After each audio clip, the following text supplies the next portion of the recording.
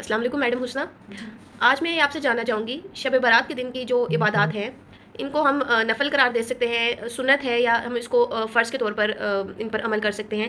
Please اس کے اوپر تھوڑا ہمیں گائیڈ کیجیے گا. دیکھیں، شب برات جو ہے نا، ہم لوگوں نے ایک اپنی طرف سے ہی ایک یوں سمجھے کہ ایک بدعت ہے یہ بات کہ جی شب برات والی دن ہی رات کو جو ہے نا اگلے دن ہم نے روزے رکھتے. روزے تو شعبان کے مہینے میں آپ ہمارے پیارے نبی صلی اللہ علیہ وسلم روزے رکھا کرتے تھے. وہ کہتے تھے کہ رجب سے کہ رمضان کے درمیان جو ایک مہینہ ہے شعبان، اس میں وہ فضیلت کے طور پر اس کو روزے کا اہتمام کرتے تھے اور روزے رکھا کرتے تھے. لیکن بات آتی ہے اگر شب برات کی رات کو جاگنے کی، تو ایسا کچھ بھی قرآن پاک میں اور حدیث جو ہے وہ ضعیف ہیں، اور قرآن پاک میں کوئی کہیں ذکر نہیں، حدیثوں میں نہیں ہے، قرآن میں شب برات کا ذکر نہیں ہے.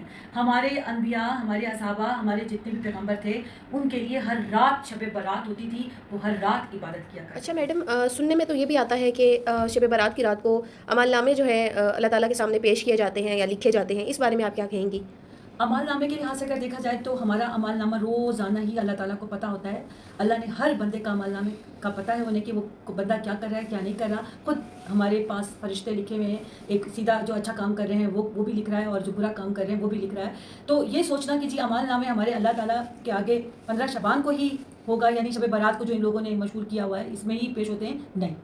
ہمارے اعمال نامہ جو ایمان مفصل، ایمان مجمل میں ہماری زندگی، ہماری رزق، ہماری موت، ہماری اولاد، ہمارے بچے، ہماری جتنا بھی سب کچھ اللہ تعالیٰ نے پہلے سے لکھا. اس بات پر ہر وقت توبہ کرنی چاہیے کہ اللہ ہمیں اس بات پر نہ پکڑے کہ کسی بات سے ہم کسی کی دل آزاری نہ کریں.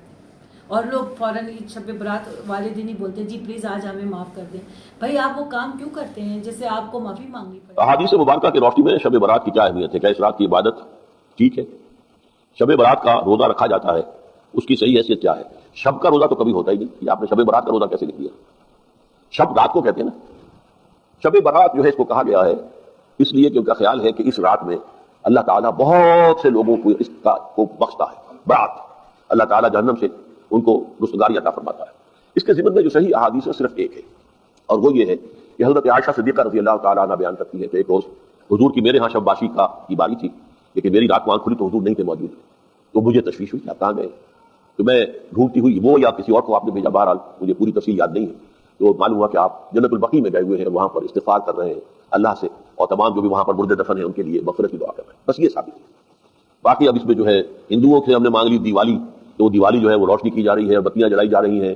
تو مختلف لوگوں سے ہم نے بورو کی ہیں چیزیں، جیسے عید میلاد النبی ہے وہ ہم نے کرسچن سے بورو کر لی ہے، یا شیعوں کے تازیوں کا توڑ کرنے کے لیے ہم نے بات بنا لی.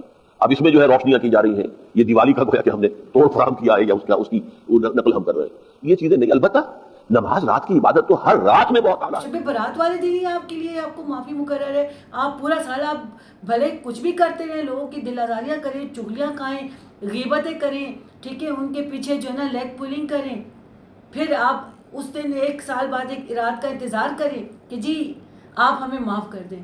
اللہ نہیں معاف کرتا ایسے لوگوں کو، تو بندہ کیسے معاف کرے گا؟ نہیں کرنا چاہیے نا یہ کام ہم لوگوں. ہم اس سے کیوں نہیں توبہ کرتے ہیں؟